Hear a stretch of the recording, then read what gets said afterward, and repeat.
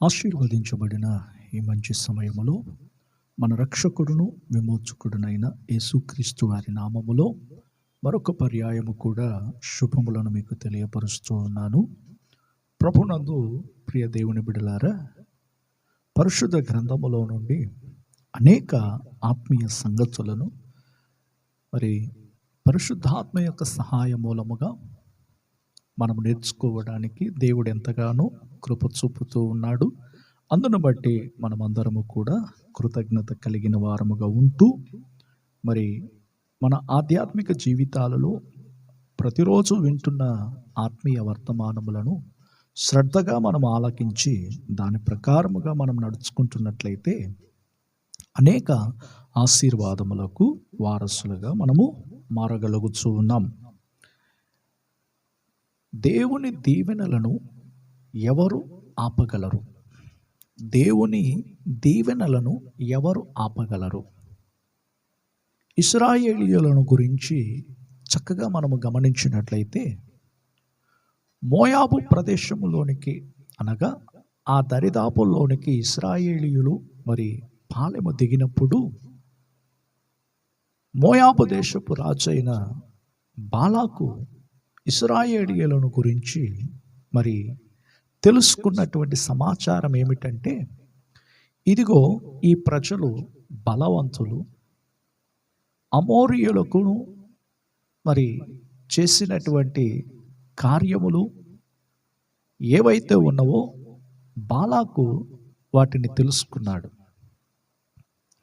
ఈ ఇశ్రాయేలీయులను గురించి చక్కగా తెలుసుకున్నటువంటి ఈ బాలాకు జీవితంలో ఏ విధముగానైనను ఇశ్రాయేలీయులను మరి అంతమొందించాలని మరి బాలాకు నిర్ణయించుకున్న ప్రకారముగా బిలామును తీసుకుని వచ్చి ఏ విధముగానైనను ఈ ప్రజలను శపించాలి, ఈ ప్రజలను అంతమొందించాలి, ఈ ప్రజలు మరి వారు వెళ్ళిన చోటల్లా కూడా దేవుడు వారికి తోడై ఉన్నాడు, మరి వారి శత్రువులను ఎలాగ చేయిస్తూ వచ్చారో ఈ విషయాలన్నీ కూడా మోయాబు రాజు అయినటువంటి బాలాకుకు బాగుగా ఎరిగినవాడు. మరి అలాంటి సందర్భములో ఇశ్రాయేలీయులను గురించి మనము గమనించినట్లయితే వారిలో ఉన్నటువంటి ప్రత్యేకత ఏమిటి? ఎందుకు బాలాకు మరి ఇశ్రాయేలీయులను శపించాలని చెప్పి అనుకున్నాడు? నా ప్రియ దేవుని బిడలారా, ప్రారంభములో నేను చెప్పిన మాట ఏమిటంటే, దేవుని దీవెనలను ఎవరు ఆపగలరు? దేవుని దీవెనలను ఎవరు ఆపగలరు? దేవుడు మనలను ఆశీర్వదించడం మొదలుపెట్టినట్లయితే ఏ వ్యక్తి కూడా దానిని ఆపలేడు. నా ప్రియ దేవుని ప్రజలారా, ఇక్కడ ప్రాముఖ్యముగా మనము గమనించవలసిన విషయం ఏమిటంటే, ఇశ్రాయేలీయులకు ఉన్నటువంటి ప్రత్యేకత. ఒక 4 విషయాలు నేను మీ ముందు ఉంచుతాను. ఎందుకంటే ఇశ్రాయేలీయుల ప్రయాణములను గురించి మనం నేర్చుకుంటున్నాం కనుక వారిలో ఉన్నటువంటి ప్రత్యేకమైన విషయాలను మనము గమనించాలి. మరి క్రొత్త నిబంధనలో ఆత్మానుసారమైనటువంటి ఇశ్రాయేలీయులము గనుక మనలో కూడా అలాంటి ప్రత్యేకతలు కలిగి ఉన్నట్లయితే ఏ వ్యక్తి కూడా మనలను శపించలేడు, ఏ వ్యక్తి కూడా మనకు విరోధముగా క్రియ చేయలేడు. అలాగైతే పాత నిబంధనలో అక్షరానుసారముగా ఉన్నటువంటి ఇశ్రాయేలీయులకు ఉన్నటువంటి ప్రత్యేకత ఏమిటి? ఐగుప్తులో నుండి ఒక గుంపు జనాంగం వచ్చారు. వారు మా ప్రదేశముల యొక్క దరిదాపుల్లో ఉన్నారు. వారిని చూస్తే మాకంటే బలవంతులు, వారిని ఎలాగైనా శపించాలని మరి సిప్పోరు కుమారుడైన బాలాకు బిలామును పిలుస్తూ ఉన్నాడు. మరి బిలాము ఏ విధముగా వచ్చి ఇశ్రాయేలీయులను శపించాలని అనుకున్నప్పుడు దేవుడు ఆశీర్వదించమనే చెప్పాడు. కానీ మరి బిలాము చెప్పినటువంటి మాటలను సంఖ్యాకాండము 22వ అధ్యాయము 23వ అధ్యాయములలో మరి బిలాము ఏ విధముగా ఇశ్రాయేలీయులను ఆశీర్వదించాడో వాటిని గురించి మనము గమనించినట్లయితే, బిలాము ప్రవక్త ఏ విధముగా దేవుని మాటను తిరస్కరించి మరి పడిపోయినటువంటి వ్యక్తిగా, ఒక పడిపోయిన ప్రవక్తగా అక్కడ మనము గమనించుచూ ఉన్నాం కదా. ఒక విధముగా ఆ విషయాన్ని మనము ప్రక్కన పెట్టి ఇశ్రాయేలీయులకు ఉన్నటువంటి ప్రత్యేకతను మాత్రము ఈ సమయంలో నేను మీకు తెలియచేయాలని అనుకుంటూ ఉన్నాను. నా ప్రియ దేవుని ప్రజలారా, సంఖ్యాకాండము మరి 23వ అధ్యాయములో 9వ వచనాన్ని మనం గమనించినట్లయితే, సంఖ్యాకాండము 23వ అధ్యాయము 9వ వచనములో మనం గమనించినప్పుడు, మెట్టల శిఖరము నుండి అతని చూచుచున్నాను, కొండల నుండి అతని కనుగొనుచున్నాను, ఇదిగో ఆ జనము ఒంటిగా నివసించును, జనములలో లెక్కింపబడరు. ఒంటిగా నివసించు జనము. ఇశ్రాయేలీయులకు ఉన్నటువంటి ప్రత్యేకత ఏంటంటే, వారు ఒంటిగా నివసించే జనం. వారిలో ఒక ప్రత్యేకమైనటువంటి కార్యములు కనబడుతూ ఉంటాయి. అన్యులతో కూడా కలిసిపోయేటువంటి ప్రజలు కాదు వారు అన్యులతో కూడా సహవాసము చేసేటువంటి ప్రజలు కాదు వారు ఒక ప్రత్యేకమైనటువంటి జనాంగం, దేవుని చేత ఏర్పరచబడినటువంటి జనము. మెసొపొతేమియాలో ఉన్నటువంటి అబ్రహామును దేవుడు పిలిచి ఆశీర్వదించి ఆ జనాన్ని గొప్పగా చేస్తానని చెప్పి దేవుడు వాగ్దానం ఇచ్చాడు. మరి అబ్రహామును, ఇస్సాకును, యాకోబులను దేవుడు ఆశీర్వదించి తమకు కలిగినటువంటి సంతానాన్ని ఇసుక రేణువులంత విస్తారముగా దేవుడు మారుస్తూ ఆకాశపు నక్షత్రాల్లాగా వారి యొక్క సంతతిని మారుస్తానని చెప్పి దేవుడు వాగ్దానం చేశాడు కదా. మరి ఆ వాగ్దానములను బట్టి ఇశ్రాయేలీయులు మరి అత్యధికముగా ఆశీర్వదింపబడినటువంటి జనము కనుక వారిలో ఉన్నటువంటి ప్రత్యేకత ఏమిటంటే, ఒంటిగా నివసించేటువంటి జనమై ఉన్నారు. వారు ఒంటిగా నివసించేటువంటి జనం. ప్రత్యేకముగా బ్రతుకుచున్నటువంటి దేవుని బిడలకు మరి దేవుడే దిక్కై ఉన్నాడు, దేవుడే వారికి తోడై ఉన్నారు. నా ప్రియ దేవుని ప్రజలారా, అబ్రహామును దేవుడు ఆశీర్వదించాడు. ఎలా ఆశీర్వదించాడు? అతడు ఒంటరిగా ఉన్నప్పుడు నేను అతనిని పిలిచి తిని అని చెప్పి వాక్యములో మనం చదువుతూ ఉన్నాం. ఒంటరిగా ఉన్నారు. కొన్ని సందర్భాల్లో మనము కూడా అనుకుంటాం, నేను ఒంటరి వాడనైపోయాను, నాకెవరు కూడా సహాయము చేయడం లేదు, నాకెవరు కూడా మరి సహాయకులుగా లేరు అని ఒకవేళ ఒంటరిగా ఉన్నట్లయితే దిగులు పడవద్దు. దేవుడు నీకు తోడై ఉన్నాడు. దేవుని ఆశీర్వాదములు ఎవరు కూడా ఆపలేరు. అప్రియ దేవుని ప్రజలారా, దానికి సాక్షులు ఇశ్రాయేలీయుల జనాంగమై ఉన్నారు. ఇశ్రాయేలీయుల పట్ల మరి శత్రు దేశములన్నీ కూడా వారిని ఎలాగైనా అంతం పొందించాలని, వారిని ఎలాగైనా నశింపచేయాలని మరి మోయాబు ప్రాంతములో ఉన్నటువంటి రాజు సిప్పోరు కుమారుడైన బాలాకు చేసినటువంటి మరి కపటోపాయమును మనం గమనించగలుగుతూ ఉన్నాం.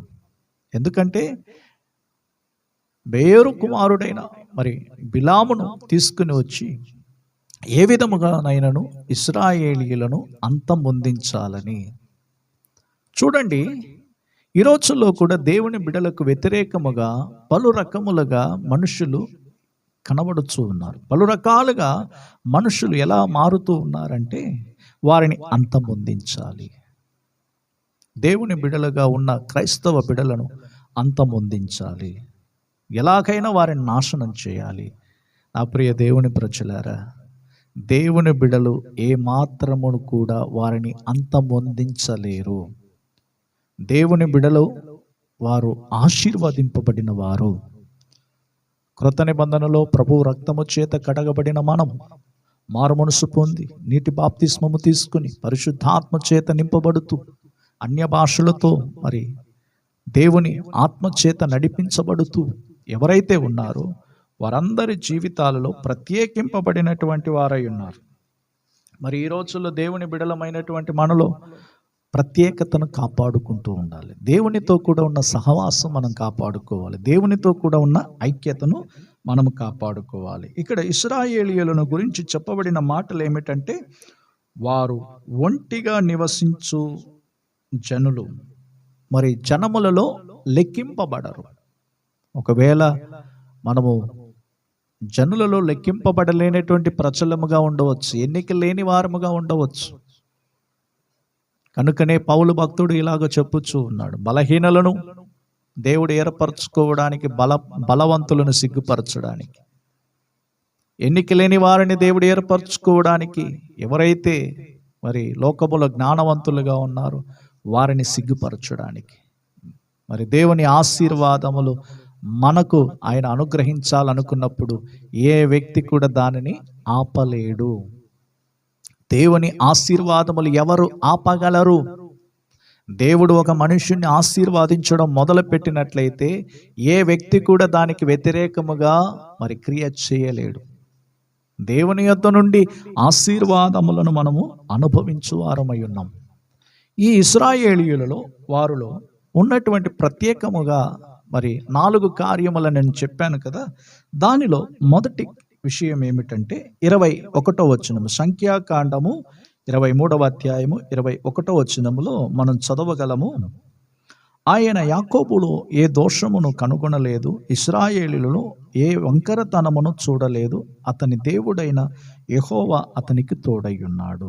యాకోబులో ఏ దోషమును చూడలేదని అంటున్నాడు. అతనిలో వంకరతనము కూడా నేను చూడలేదని అంటున్నాడు. ఇశ్రాయేలులో ఏ వంకరతనమును చూడలేదు, అతని దేవుడైన యెహోవా అతనికి తోడై ఉన్నాడు.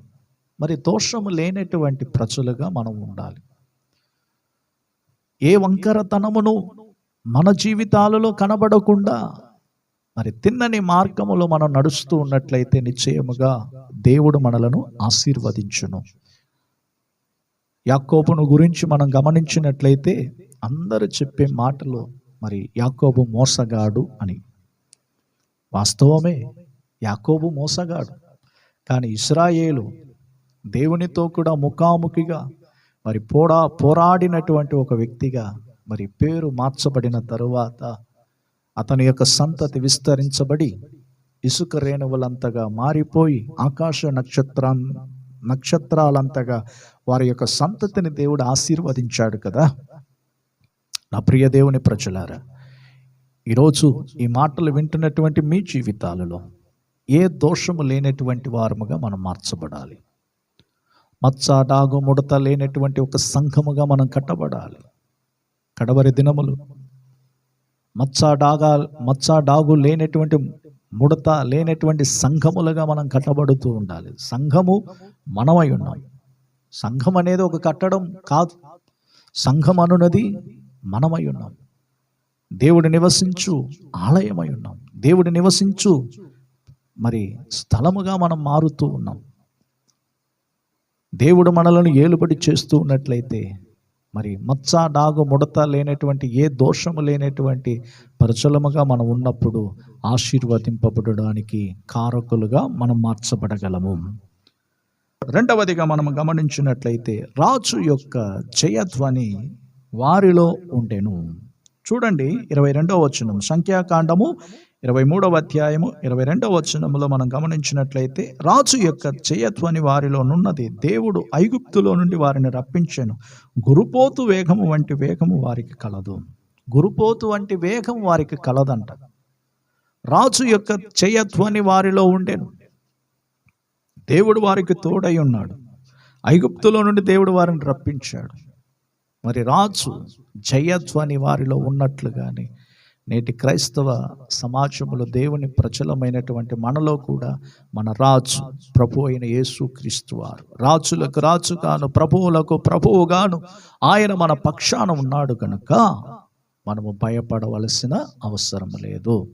రాజు మన పక్షమును ఉండి మరి యుద్ధములను జరిగించును. యుద్ధము యెహోవాది, రక్షణ మనదై ఉన్నది.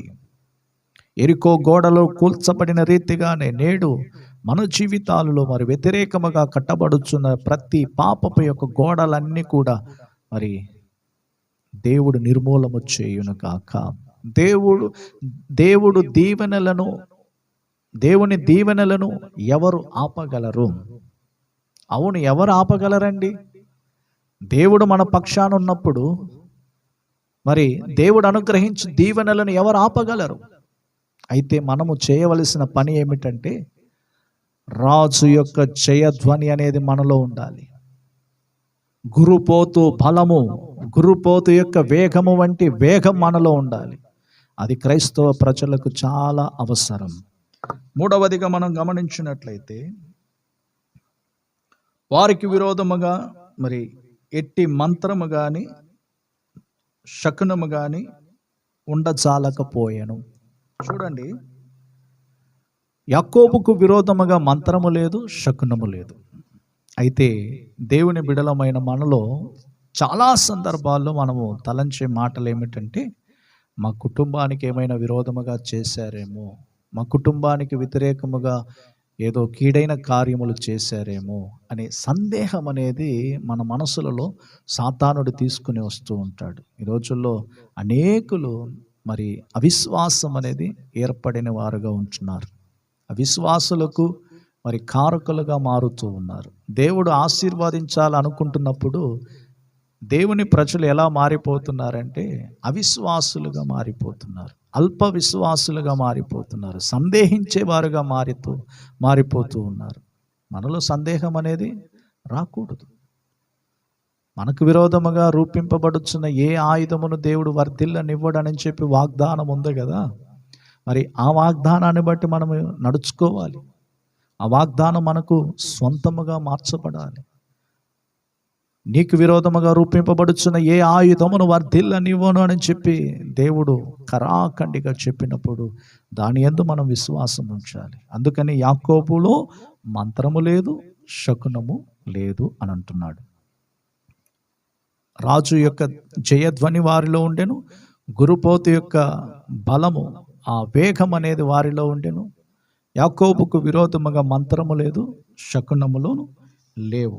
మరి ఈ లేనటువంటి ఈ కార్యములు ఇశ్రాయేలీయులు ప్రత్యేకింపబడిన వారు గనుక ఈ విధముగా వారు మరి దేవుని రమ్యమైన నివాస స్థలములుగా కనబడ్డారు. బిలాము ఇశ్రాయేలీయులను శపించుటకు మోయాబు రాజైన బాలాకు చేత కూలికి వడబడి పిలిపించబడినప్పటికీ అతడు ఆ విధముగా చేయలేకపోయాను. చూడండి, దేవుని వాక్యాన్ని పరిశీలించండి. దేవుని ఆశీర్వాదములు ఎవరు ఆపగలరు? దేవుడు ఒక మనుషుణ్ణి ఆశీర్వాదించడం మొదలు పెడితే ఏ వ్యక్తి కూడా దానికి అడ్డుగా రాలేడు. నిన్ను నన్ను ఆశీర్వదించేది దేవుడై ఉన్నాడు. మన ఆశీర్వాదములకు వారసులుగా పిలువబడి ఉన్నాం. నా ప్రియ దేవుని ప్రజలారా, ఇశ్రాయేలీయులకు ఉన్నటువంటి ప్రత్యేకత మనలో కూడా కలిగి ఉన్నట్లయితే నిశ్చయముగా మరి సమాజములో దేవుని ఉన్నతమైన కార్యములను ఇతరులకు మనం బయలుపరచగలము. అదే సమయంలో దేవుడు మనలను దీవించాలని, మన కుటుంబాలు ఆశీర్వదింపబడాలని మనము దేవుని సన్నిధిలో ప్రార్థించినప్పుడు నిశ్చయముగా దేవుని ఆశీర్వాదములు ఎవరు కూడా ఆపలేరు. ఇశ్రాయేలీయులను ఆశీర్వదించిన దేవుడే మనలను కూడా ఆయన ఆశీర్వదించునుగాక. ప్రేమ కలిగిన మా పరలోకపు తండ్రి, ఆశీర్వదించబడిన ఈ మంచి సమయంలో మరొకసారి కూడా ప్రభువా మీ పాద సన్నిధిలో పాలు పొందడానికి మీరు మాకు అనుగ్రహించిన మహాకృపను బట్టి మీకు వందనాలు చెల్లిస్తూ ఉన్నాం. పాటల ద్వారా మీ నామాన్ని మహిమపరిచి ఉన్నాం. అనేక విజ్ఞాపనలలో ప్రభువా మీ సన్నిధిలో పాలు పొంది ఉన్నాం. మరి ముఖ్యముగా ప్రభువా ఈ సమయంలో వాక్యానుసారముగా తండ్రి మమ్మల్ని మేము పరిశీలన చేసుకుని మా జీవితాలలో మీకు వ్యతిరేకముగా ఉన్న కార్యములు ఏవైతే ఉన్నావో వాటన్నిటిని కూడా విడిచిపెట్టి మీ సన్నిధిలో ప్రభువా మీ ఆశీర్వాదములకు ఆటంకముగా ఉన్న ప్రతి కార్యములను ప్రభువా మీరు తొలగించి మమ్మల్ని ఆశీర్వదించండి. దేవుని ఆశీర్వాదములను ఎవరు ఆపగలరు? అవును ప్రభువా, మీరు మమ్మల్ని ఆశీర్వదిస్తే తండ్రి ఏ వ్యక్తి కూడా మమ్మలను దానికి ఆశీర్వాదములకు ఆటంకముగా రాలేరు ప్రభువా. నీకు విరోధముగా రూపించబడిన ఏ ఆయుధమును వర్ధిల్లనివ్వను అని చెప్పారు. ఆ ప్రకారముగానే కడవరి దినాలలో మమ్మలను బలపరచండి, ఆశీర్వదించండి. మీ నామాన్ని మహింపరుచుకుని రాకడకు సిద్ధపరచుమని యేసు నామములో ప్రార్థిస్తున్నాము తండ్రి. ఆమేన్. కనుక నా ప్రియ దేవుని బిడలారా, మరి వర్తమానములను వింటూ ఆధ్యాత్మికముగా బలపరచబడుతూ ప్రభు రాకడకు మనమందరం కూడా సిద్ధపడుదాం. సమస్త జ్ఞానములకు మించిన దేవుని యొక్క సమాధానం మనందరికీ తోడైనను గాక. Praise the lord.